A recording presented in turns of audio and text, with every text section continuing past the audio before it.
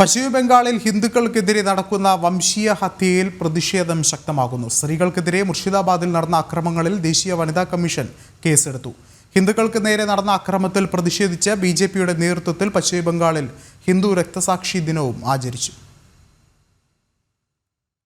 രാജ്യത്ത് വഖഫ് നിയമം ഭേദഗതി ചെയ്ത് നടപ്പാക്കിയതിനെതിരെ പശ്ചിമബംഗാളിൽ തീവ്ര ഇസ്ലാമിസ്റ്റുകൾ അക്രമം അഴിച്ചുവിടുകയാണ്. വഖഫ് നിയമത്തിനെതിരെയുള്ള പ്രതിഷേധത്തിന്റെ മറവിൽ കഴിഞ്ഞ വെള്ളിയാഴ്ച മുർഷിദാബാദ് ജില്ലയിൽ അക്രമം അഴിച്ചുവിട്ട തീവ്ര ഇസ്ലാമിസ്റ്റുകൾ 3 ഹിന്ദുക്കളെ ആക്രമിച്ച് കൊലപ്പെടുത്തി. ഇതിനെതിരെ ബിജെപിയുടെ നേതൃത്വത്തിൽ പശ്ചിമബംഗാളിലുടനീളം ഹിന്ദു രക്തസാക്ഷി ദിനം ആചരിച്ചു. പ്രതിപക്ഷ നേതാവ് സുവേന്ദു അധികാരിയുടെ നേതൃത്വത്തിൽ നിയമസഭയ്ക്ക് മുന്നിൽ നടന്ന പ്രതിഷേധത്തിൽ ആയിരങ്ങളാണ് പങ്കെടുത്തത്.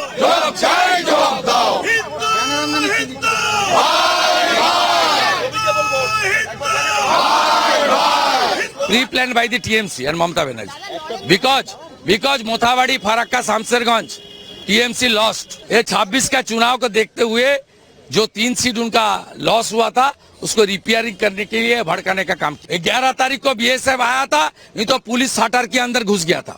മുർഷിദാബാദിലെ ദുലിയാൻ മേഖലയിൽ സ്ത്രീകൾക്കെതിരെ തീവ്ര ഇസ്ലാമിസ്റ്റുകൾ അക്രമം അഴിച്ചുവിട്ടിരുന്നു. സംഭവത്തിൽ സ്വമേധയാ കേസെടുത്ത ദേശീയ വനിതാ കമ്മീഷൻ അന്വേഷണത്തിനായി പ്രത്യേക സമിതിക്ക് രൂപം നൽകി. CRPFന്റെയും BSFന്റെയും ഭടന്മാർ സുരക്ഷാ ചുമതല ഏറ്റെടുത്തതോടെയാണ് വംശീയ കലാപത്തിന് അയവുണ്ടായത്. അതേസമയം അക്രമികൾ നിരവധി കടകളും വാഹനങ്ങളും അഗ്നിക്കിരയാക്കി. അക്രമികൾക്കെതിരെ കർശന നടപടി വേണമെന്നാണ് ഇരകളുടെ ആവശ്യം. पुलिस में तो देखा गया, कंप्लेन नहीं किया, हम DM के करेंगे कंप्लेन.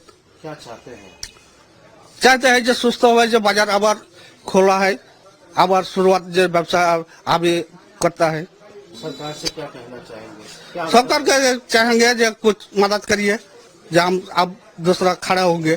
തീവ്ര ഇസ്ലാമിസ്റ്റുകളുടെ അക്രമത്തെ തുടർന്ന് മുർഷിദാബാദിലെ ദുരിയാൻ മേഖലയിൽ നിന്ന് 400-ലധികം ഹിന്ദുക്കൾ പലായനം ചെയ്തതായാണ് റിപ്പോർട്ടുകൾ. സംഘർഷത്തിൽ നിന്ന് പിന്മാറണമെന്നാവശ്യപ്പെട്ട് മുഖ്യമന്ത്രി മമതാ ബാനർജി ഇസ്ലാമിക സംഘടനാ നേതാക്കളുമായി കൂടിക്കാഴ്ച നടത്തി. ജനം, ഡൽഹി.